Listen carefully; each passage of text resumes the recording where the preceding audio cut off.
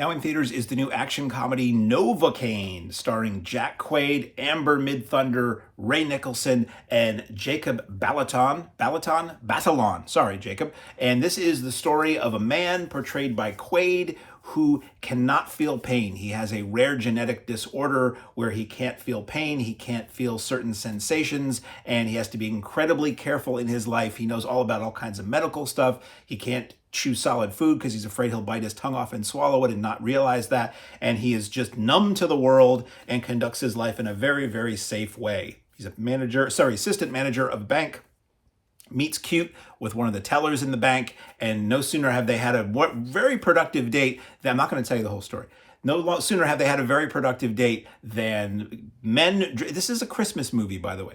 But it's a Christmas movie in LA, and Christmas movies in LA, they never really feel like Christmas. It's a Christmas movie, so barely a Christmas movie that I almost wonder why they did that. Bad guys bust into the bank one day, the day after their very successful date, and they're dressed as Santa Clauses, and they assault people, and they want to bust into the bank, and they kidnap the teller that Jack Quaid is falling for, and they run off, and he decides to be the superhero that she says he is because he can't feel pain, and go after them. And what ensues is just this man being a human pincushion.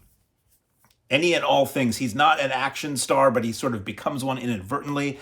This is the kind of movie that, I don't know if this script had been kicking around for a while, but it's one of those high concept scripts that I could easily see having been like a Jackie Chan movie a couple decades ago, where it's a lot of, I don't want to fight you. I'm sorry. Oh God, I'm so sorry. And picking up whatever's close by. In this case, it's a burning frying pan. It's something that would mutilate or kill or hurt anybody else, but he's invincible, so he does this. So it is the hapless hero looking for the girl of his dreams being kidnapped by murderous thieves who were dressed as Santa Clauses. It's like that, and I think maybe you hear Christmas songs at some point on a radio somewhere, and somebody may say Merry Christmas, but otherwise it's just like, I don't know. I guess dressed as Santas was a very interesting way, more interesting visual than dressed as clowns or something, because Quick Change already did that. So that's the basic concept of the movie. So I'll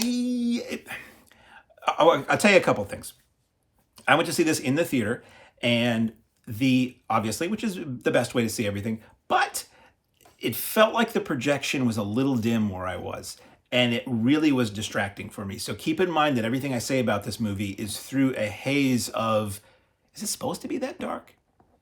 Surely, I mean, yeah, they're indoors during the day, and some of the shades are pulled, the lights aren't on, but I mean, we should be able to see their faces, right? That kept clogging my head and getting in the way of just enjoying the story for what it was. It is funny. It is very gory and gruesome at times. Like, there are things that I had to look away from once or twice in this film because it's so gross. The comedy being, oh, this horrible thing is happening to the guy and he can't feel it, and the bad guy thinks he has the upper hand, when in reality he is mutilating this nice guy, and the nice guy is not feeling any of it at all. The Jacob Batalon, who you know from as the friend from the last spate of Spider-Man movies, he is in it. He comes in kind of late in the game, and he's amusing. And Ray Nicholson is the chief bad guy. Ray Nicholson, does that name sound familiar? It's Jack Nicholson's boy.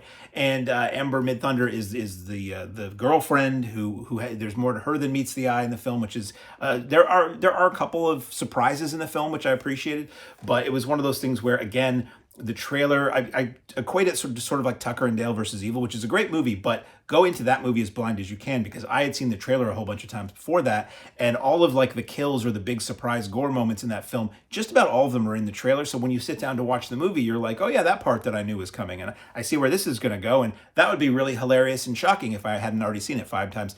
The NOVOCAINE trailer, unfortunately, to show you the concept of the movie, does that. So there's more than what is in the trailer for the things he has to go through, but not a lot more. So there really wasn't a ton of surprises for me. Jack Quaid is certainly likable in this film.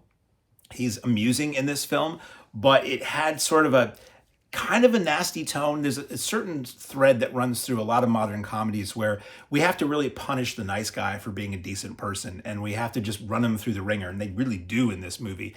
It's nice that he remains a nice person throughout the film, but it's one of those things where it does have a mean streak to it. It's this nihilistic streak that runs through a lot of comedies and a lot of movies in general over the last couple decades. But anyway, NOVOCAINE.